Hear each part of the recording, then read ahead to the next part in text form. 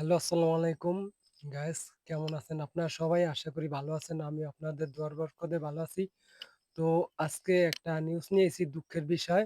তো গোসাইহাট বাজার যেই নতুন পৌরসভার ভবন আছে, ভবনের পাশেই কলম নাগারিয়া যে বটতলা, সেই বটতলা কলম অনেক কানি নিয়া ওই যে ইরি ধান চাষ হয়, সেই ইরি ধানের পানি দেয় কলম কারেন্টের মোটর দিয়া। তো আজকে মোটর তারা খুলিয়া বাসায় নিতে আইছে, এখন খুলিয়া দেখে মঠার নাই, মঠার চুরি হয়ে গেছে। তো আমরা দেখাই কিভাবে চুরি হইলো। তো আপনারা দেখছেন যে এই যে এই জায়গায় মঠারটা ছিল, এই বড় পাম দিয়া যেই মঠারের পানি দেয়, এই জায়গায় মঠার ছিল কিন্তু মঠার নাই।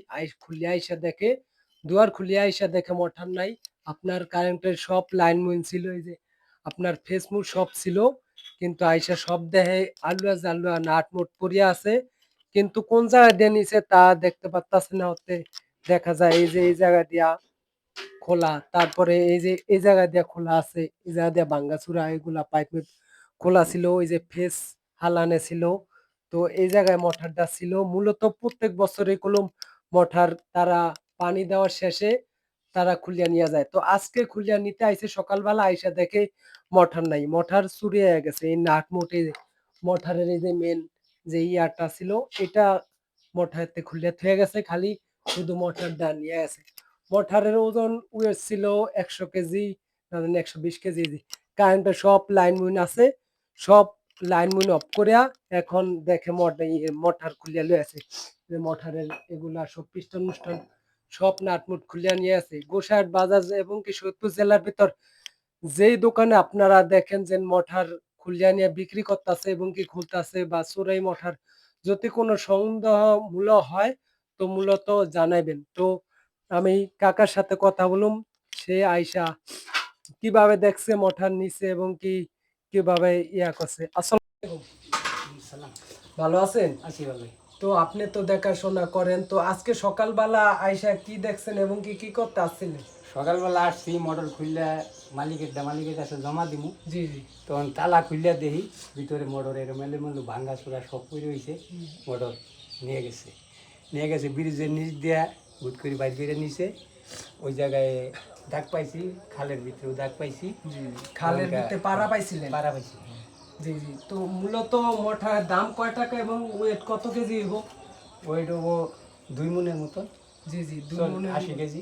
80 কেজি। তো দাম কত ছিল ওইটার? দাম ছিল, আমরা যখন কিনছি তখনকার 40। 40। এখন কিনছিলেন তো আরো ৪-৫ বছর আগে, হ্যাঁ, এখন হ্যাঁ, তো দাম বেশি, তাই দাম না? বেশি, এখন 50-60 টাকা। জি জি। আর তালা খুলে আইসা দেখেন মোটা চুরি হয়ে গেছে, তালার মধ্যে একটু পিটাইছে, এই যে তালা পিটাইছে, এই যে একটু আপনারা পিটাইছে, একটু দেখতেছেন পিটাইছে, তালা কি পিটাইছে, করছে? কিন্তু কোন জায়গা দিয়ে নিছে এখনো মানে বলতে পারতাছে বলতে না। পারতাছি তবে না আর কি।